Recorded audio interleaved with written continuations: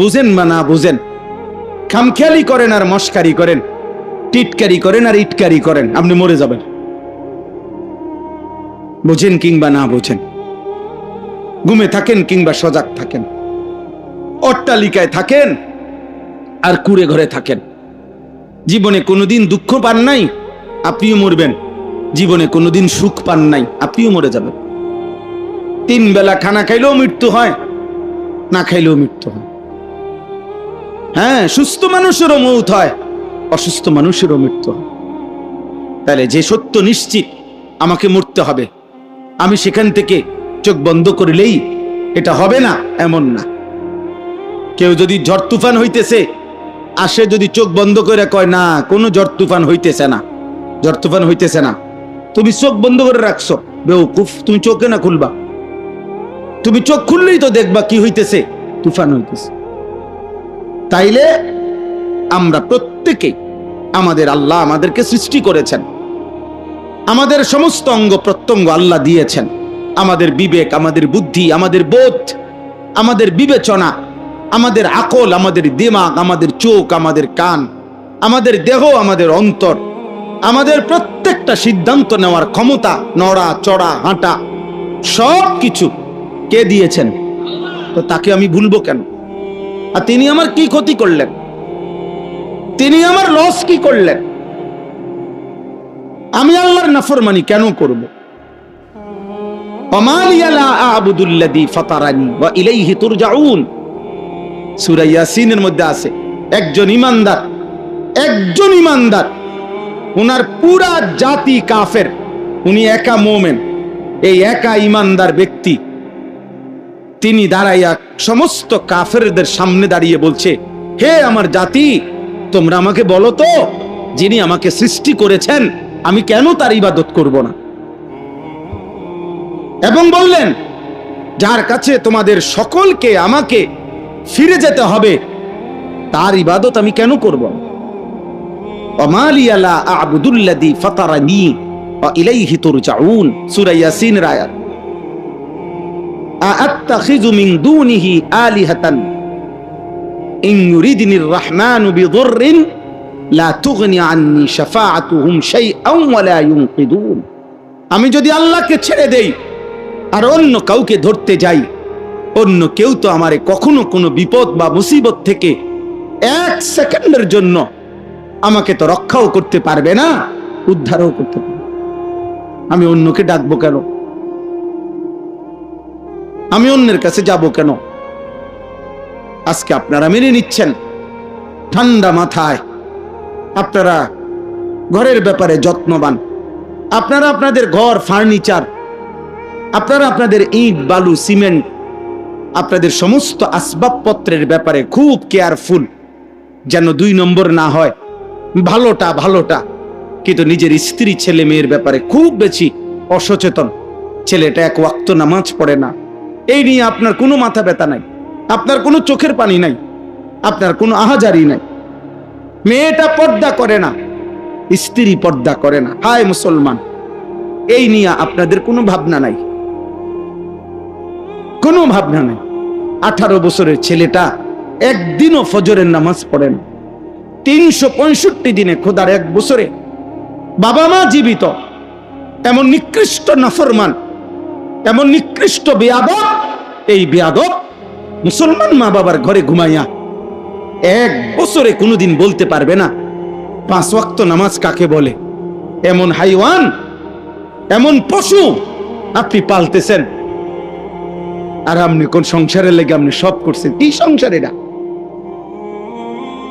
কিসের সংসার এটা? কিসের জিফুতিটা? কিতা বলেন এটি? আল্লাহ কোরআনুল কারীমের মধ্যে নূহ আলাইহিস সালামকে বলছে, ওনার ছেলে কেনান, বেঈমান ছেলেটা যখন ডুবে যাইতেছে, নূহ আলাইহিস সালাম আল্লাহর কাছে দোয়া করছিলেন, আল্লাহ আমার সন্তান, আমার বংশধর। কোরআনুল কারীমের মধ্যে আছে, আল্লাহ তাআলা ডাইরেক্ট নিষেধ করছে, সাবধান, ইন্নাহু লাইসা মিন আহলিক, এটা তোমার সন্তান না, ইন্নাহু আমালুন গায়রু সালিহ, বললেন এটা বেআমল, নাফরমান। ফালা তাসআলনি, বলছেন হে নূহ এমন নাফরমান সন্তানের জন্য তুমি আমার কাছে কিছু চেয়েও না। হাত তুলো না, হাত নামাও। নূহ আলাইহিস সালাম হাত নামায় ফেলছে। কোরআনের আয়াত সূরা হুদের মধ্যে আছে। আল্লাহ বলছে হাত নামাও নূহ, এমন নাফরমান সন্তানের জন্য আমার কাছে হাত তুলো না। বলে কিভাবে মেনে নিলাম আমরা, কিভাবে মেনে নিলাম? আস্তাগফিরুল্লাহ।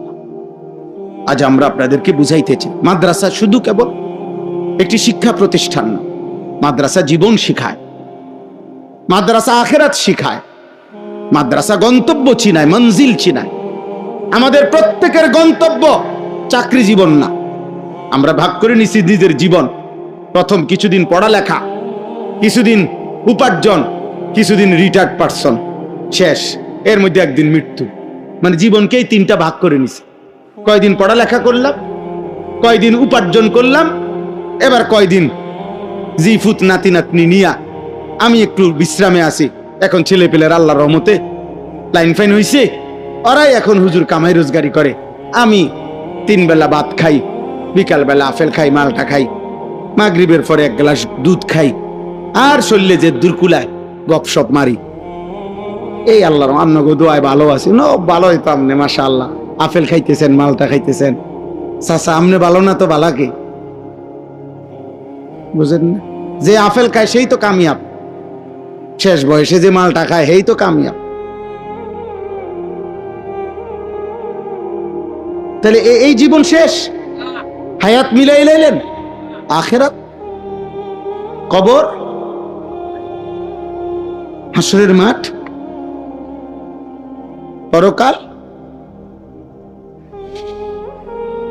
আল্লাহ আমাদেরকে বুঝ দান করেন, ভাবতে শিখেন, ভাবতে শিখেন, খামখেয়ালি করেন, খামখেয়ালি করে। আল্লাহ বলছে পৃথিবী আমি এমনি দিলাম, তোমারে দিলাম বান্দা, তুমি সবটা পৃথিবী ভোগ করো, যেখানে পারো যাও, কোনো মানা নাই। যেখানেই যাবা আমার রিজিক আছে। দেশে থাকো, কোনো মানা নাই। বিদেশ যাইবা, কোনো মানা নাই। বিদেশ যাওয়া হারাম, কথা বলে না। বিদেশ যাওয়া মাকরু, না না। হুয়াল্লাযী জাআলা লাকুমুল আরদা দালুলা, আল্লাহই গোটা জমিন তোমাদের অধীন করে দিয়েছেন। ফামশু ফি মানাকিবিহা, এই যে সূরাত আছে, আল্লাহ বলে তোমরা আল্লাহর জমিনের যেখানে মন চায় সেখানেই যাও, কোনো সমস্যা নাই। আকুলু মির রিজকি, আল্লাহ বলে আল্লাহর রিজিক তালাশ করো, বক্ষণ করো, সবখানেই রিজিক পাইবা। আমি সব জায়গায় রাখছি, সব জায়গায়। শুধু বান্দা দেশে থাকো আর বিদেশ থাকো, গ্রামে থাকো আর শহরে থাকো, ব্যবসা করো কিংবা চাকরি করো, আয় করো আর উপার্জন করো, কোনো মানা নাই। ঘর করো, সংসার করো, বাজার করো, ব্যবসা করো, বিল্ডিং করো, ছেলে মেয়ে বউ বাচ্চার সংসার করো, কোনো মানা নাই। শুধু বান্দা মনে রেখো ইলাইহিন নুশুর, আমি আল্লাহর কাছে ফিরতে হবে। এই কথাটুকু শুধু মনে রেখো। আমার আর কোনো আপত্তি নাই। তুমি ভাত 3 প্লেট না 10 প্লেট খাইলেও আমি মানা করব না, খাইবা না, এটা তোমার জন্যই তো দিছি আমি। বোঝেন নাই আমার কথাটা? তোমাকে তো আমি নিষেধ করি নাই, আমি তো বলি নাই তোমাকে বান্দা, বাধা দিচ্ছি না তো, খাও, ভোগ করো, দুনিয়া তোমার জন্য। কিন্তু তুমি আমার কথা মনে রেখো, আমার কাছে আসতে হবে। আমারে ভুলবা কেন? সারে দুনিয়া তেরে লিয়ে, তু সিরফ মেরে লিয়ে। তাম দুনিয়া তোমার জন্য, তুমি শুধু আমার জন্য। আমি শুধু তোমার সেজদা চাই, আমি তোমার গোলামি চাই। গোটা পৃথিবী আমি তোমাকে দিলাম, যাও নাও। ওয়াসাখখারা লাকুম মা ফিস সামাওয়াতি ওয়াল আরদ, আল্লাহ তাআলা বলেন আসমান ও জমিনের সব আমি তোমাদের অধীন করে দিয়েছি। আওয়ালাম ইয়ারাউ ইলা আত-তায়রি ফাওকাহুম সাফাতিন ওয়া ইয়াকবিদন, আল্লাহ বলে আমার কুদরত দেখবা বান্দা, দেখবা আমি তোমারে দেখাই, তোমার মাথার উপরে যেই পাখিটা উড়ে, ওর দিকে দেখো, একটা নজর এই পাখিটাকে দেখো। এই শূন্য বাতাসে এই পাখিটা একবার ডানা বিস্তার করে ওড়ে, আবার এই শূন্য বাতাসেই একবার ডানা বন্ধ করে গুটাইয়া স্থির হয়ে থাকে। সাফাতি ওয়া ইয়াকবিদন, আল্লাহ বলে এটা আমি করি। মা ইউমসিকুহুন্না ইল্লার রহমান, আমি আল্লাহ ছাড়া এই পাখিকে শূন্যে এভাবে ভাসমান রাখা অন্য কারো পক্ষে সম্ভব না। সুবহান, কে মালিক? আল্লাহ বলেন ওই পরিমাণ একটা পাখির ওজন যদি হয় আধা কেজি, তুমি আধা কেজি ওজনের একটা মাটির ঢিলা উপরে মারো তো দেখো এটা স্থির থাকেনি তো পাখিটা থাকে কেন? আমি রাখি 40,000 ফিট উচ্চতায়, 36,000 ফিট উচ্চতায় বিমানটা ওড়ে, 600 জন যাত্রী, প্রত্যেকের 2টা করে লাগেজ। কি পরিমাণ ফুয়েল! 6,000 কিলোমিটার, 7,000 কিলোমিটার পথ যাবে সেটা শূন্যে। কত বেশি পরিমাণ তেল এটার ভিতরে আছে, কত কিছু যন্ত্রপাতি, ওজন, ভার, বিমানটার ওজন কত, তেলের ওজন কত, মালগুলার ওজন কত, মানুষটির ওজন কত। আয় করিম, এই বিশাল ওজনের এই বিমানটা 6,000 কিলোমিটার একসাথে উড়ে যাচ্ছে, মাঝখানে কোথাও ব্রেক দেয় না। আল্লাহ তাআলা বলে এটা আমি করি। আমি গত বছর হজ্জে, আমার বিবি আমার সাথে গেছে গত বছরের হজে, তো ও প্রথমবারের মতো আমার সাথে তখন গেছে। তো বিমানটা যখন আকাশে উঠতেছে, আমি হঠাৎ করে এহরাম অবস্থায় কথার প্রসঙ্গে বললাম আর কি করে, যে বুঝছুনি, তুমি বোঝনি কোথায় আছি আমরা, কত ঊর্ধ্বে এই বিমান উঠতেছে, কি বিশাল মহাশূন্যে, কত ঊর্ধ্বে, কত ভারী, কত ওজন, কেমনে আল্লাহ তাআলা এটা উড়াইতেছে, উঠতেছে। এই কথা কইতেছি, ওই দরে আমার গায়ে হাত দিয়ে কইছে, কইডি কইেন নাই, কি কইেন। মহিলা মানুষ তো কাইপা উঠছে যে বাপরে, মানে কল্পনা করলো তো বিশাল ব্যাপার। আল্লাহ তাআলা বলেন বান্দা এটা আমি করেছি। এমন মালিক, আমি 24 ঘন্টা তোমারে লালন পালন করি, সেই মালিকের একটা সেজদা দিতে মন চায় না।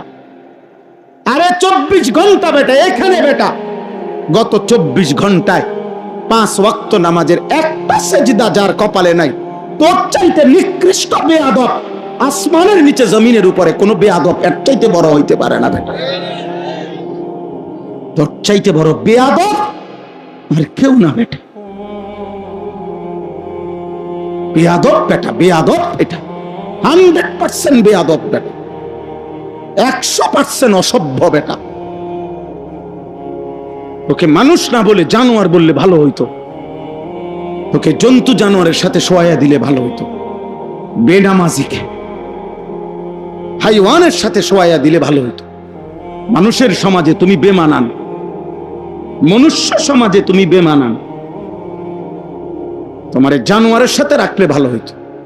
কারণ ও সেজদা দেয় না, তুমিও সেজদা, ও মুত্তা ফানি লয় না, তুমিও মুত্তা ফানি লও না। কারো লজ্জা থাকলে, আব্বা বিবেক থাকলে, মায়ের পবিত্র দুধ যদি পান করে থাকো, আল্লাহকে সেজদা করো, চালাক মনে করো না মিয়া। হ্যাঁ, 2-4 কলম পড়ালেখা আমরাও করছি। আল্লাহ বললেন কেন? জেনারেল পড়ে আপনি বিরাট কিছু হয়ে গেছেন। হ্যাঁ, পদার্থ বিজ্ঞান আর জীববিজ্ঞান, রসায়ন বিজ্ঞান আর উচ্চতর গণিত, তথ্য যোগাযোগ প্রযুক্তি, আল্লাহর কোরআনের এক শব্দের সামনে কোন যুক্তিতে পৃথিবীর কোন বেঈমান, কোন কাফের, কোন ইহুদি, কোন খ্রিস্টান, কোন পৃথিবীর ইউনিভার্সিটি আজ পর্যন্ত প্রমাণ করতে পারে নাই যে এই বৈশ্বিক জেনারেল বইগুলো আল্লাহর কোরআনের একটি অক্ষরের সামনে ওইটা দামি। এর কোন যুক্তি, এর কোন বৈজ্ঞানিক ব্যাখ্যা, এর কোন যুক্তি কোন বেঈমানের কাছেও নাই বেটা। চলেন, চ্যালেঞ্জ করলাম বেটা, কোন সায়েন্টিফিক ব্যাখ্যা নাই, কোন যুক্তি নাই, একটা যুক্তি দেখান। হ্যাঁ, আপনারা যদি এই সমাজ কোন ইমামকে মূল্যায়ন না করেন, এটা আপনাদের ব্যর্থতা, এটা কোরআনের ব্যর্থতা না। আপনারা যদি মসজিদের হুজুরকে মূল্যায়ন না করেন, আপনি না বানাইছেন 6,000 টাকা বেতন, কথা বুঝেন নাই আপনি না বানাইছেন 10,000 টাকা বেতন, আপনি না বেতন দেন না 6 মাস, তো এটা তো আপনার ব্যর্থতা। এটা আল্লাহ তাআলাই বলছে তোমরা ইমাম সাহেবকে সর্বনিম্ন বেতন দিও, এটা রাসূলুল্লাহ সাল্লাল্লাহু আলাইহি ওয়াসাল্লাম বলছে। তাহলে এটা ব্যর্থতা, কয় হুজুর এলে কিতা হইব, কইতে ভাত খাইবা, তো আপনার কলিজার ভিতরে আলেমে দ্বীনের মর্যাদা নাই, এটা তো আপনার দুর্ভাগ্য, এটা তো আপনার দুর্ভাগ্য, আপনার ব্যর্থতা মিয়া, তো কোরআনের ব্যর্থতা না।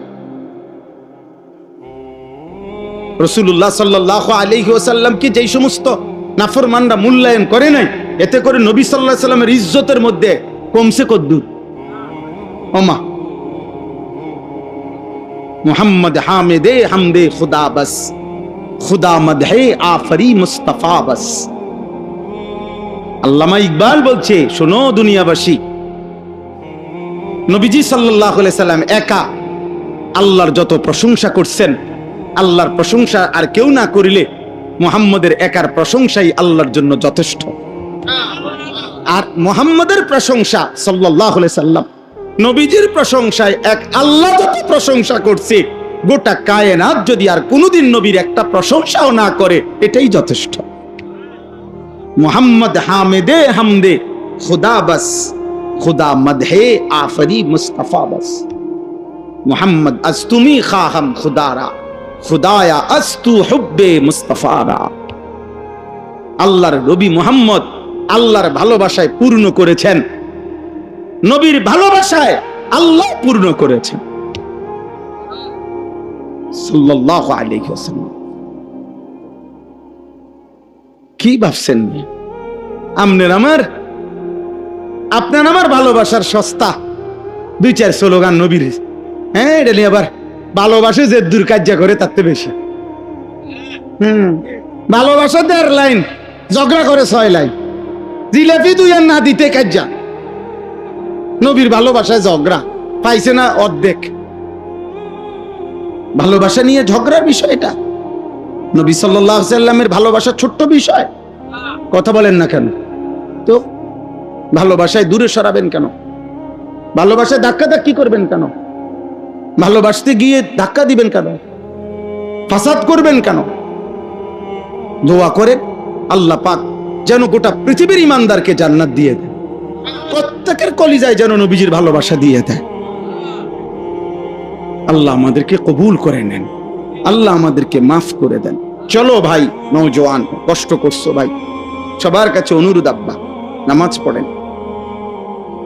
নষ্ট জিনিস, ফসা জিনিস, আব্বা আবর্জনা কেউ ঘরে রাখে না, আদর করে না। যেই ছেলে, যেই যুবক, যেই নারী, যেই মহিলা পচে যায়, চরিত্রহীন হয়, নষ্ট, লম্পট, চরিত্রহীন নারী, ছবি, অশ্লীল দৃশ্য, মদ, জুয়া, গাঁজা, ফেন্সিডিল, ইয়াবা, গান, বাদ্য, হারাম নারীর সাথে প্রেম, জিনা, ব্যভিচার, পুরুষ কিংবা নারী, বিবাহিত কিংবা অবিবাহিত, অসভ্যতার সাথে যেই সম্পৃক্ত, ওই পচা মাল, ও নষ্ট জিনিস, একদিন এই সমাজ তাকে ফেলে দিবে।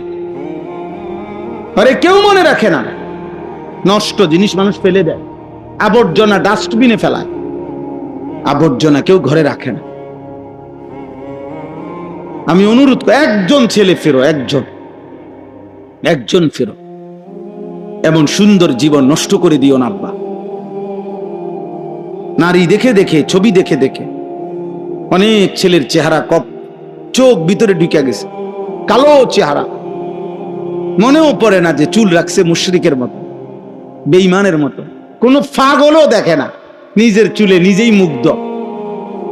হ্যাঁ, মানে নিজেই ফেসবুকে ছবি দেয়, নিজেই সেলফি তোলে বারবার, নিজেই অসাধারণ। অবশ্যই তোমার কাছে তো, তোমাকে পাগলের কাছে তো নিজেকেই অসাধারণ মনে হয়, এটাই তো সত্য, তুমি জানো না? মাতালের কাছে তো নিজেকেই মনে হয় অসাধারণ। শেষ আমার কথা, আমি অনুরোধ করলাম, আপনারা আপনাদের সন্তানের দিকে দয়া করেন, আপনারা আপনাদের ছেলে মেয়ের দিকে দয়া করেন, আপনারা মাদ্রাসাকে ভালোবাসবেন, বলেন ইনশাআল্লাহ। যে করুক, এই গ্রামের, এই সমাজের যার হাতে আল্লাহ চাইছেন, কেউ মনে করেন শুরু করছে, এই ভবনটা দিছে বা এই জায়গাটা দিছে, হতেই পারে কেউ না কেউ দিছে মনে করেন, কোনো অসুবিধা নাই। একটি সমাজের প্রত্যেকেই একটা একটা মাদ্রাসা করতে হবে, এটা জরুরি না। কোনো না কোনো ভাবে কারো আল্লাহর দয়া হইছে, বাকিদের দায়িত্ব এটার সাথে সাধ্য মতো কম বেশি নিজেকে জুড়ে দেওয়া। বুঝেন না আমার কথা? আমি সব সময় বলি যে আব্বা, কমপক্ষে এতটুকু যেন না হয় যে কোন মসজিদওয়ালারা মাদ্রাসাওয়ালারা যেন না বলে এই লোকটা মাদ্রাসা বিরোধী। আপনার ব্যাপারে যেন এটা না বলে, এটা যেন না বলে। আমি কিছুই করতে পারলাম না কোন মসজিদের জন্য, কোন মাদ্রাসার জন্য, কমপক্ষে আমার ব্যাপারে যেন এটা কেউ না বলে আমার কথাবার্তার দ্বারা যে এই লোকটা মাদ্রাসার বিরোধী। তাইলে আপনার কিন্তু ভবিষ্যৎ বংশধর খোদার কসম ক্ষতিগ্রস্ত হবে, ঈমান পাবে না, আল্লাহ পাবে না। একদিন আখিরাতের পথ হারায় ফেলবে। আল্লাহর কালেমার সাথে, কোরআনের সাথে, দ্বীনের সাথে, কোন আলেমে দ্বীনের সাথে যারা পরিমাণও বেয়াদবি করতে নাই, ক্ষতিগ্রস্ত হবেন। আজ আপনি কিংবা আপনার জেনারেশন ক্ষতিগ্রস্ত হবে। আবারও বলছি, অতএব আমরা প্রত্যেকে ইনশাআল্লাহ দ্বীনকে ভালোবাসি, মাদ্রাসাকে ভালোবাসি, বলেন ইনশাআল্লাহ।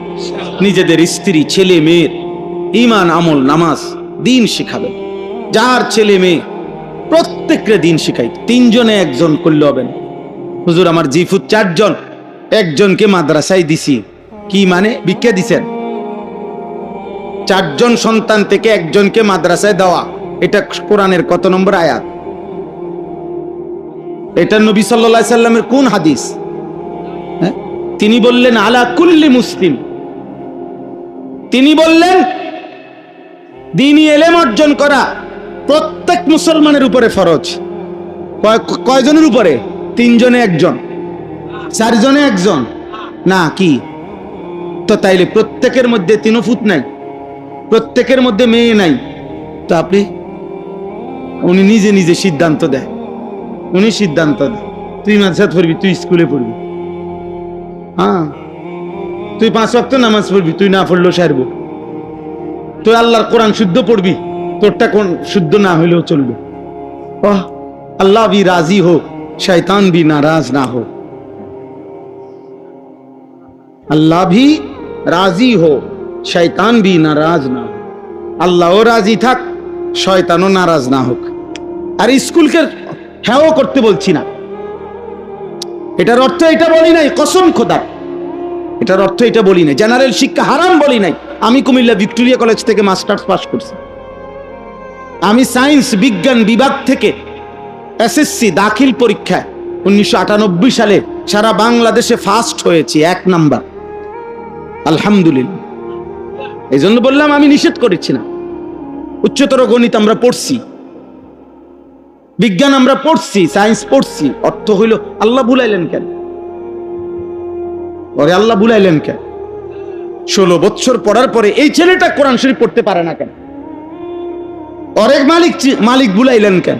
আপনি কি জবাব দিবেন? এই ছেলেটা যদি হাসরের ময়দানে জিজ্ঞাসা করে, আল্লাহ আমার আব্বারে শুধু একদ্দুর জিগান, 6 বছর বয়সে আমি কি পাপটা বাবার কাছে অন্যায় করছিলাম যে কারণে আমার আল্লাহর কোরআন থেকে বঞ্চিত করছে?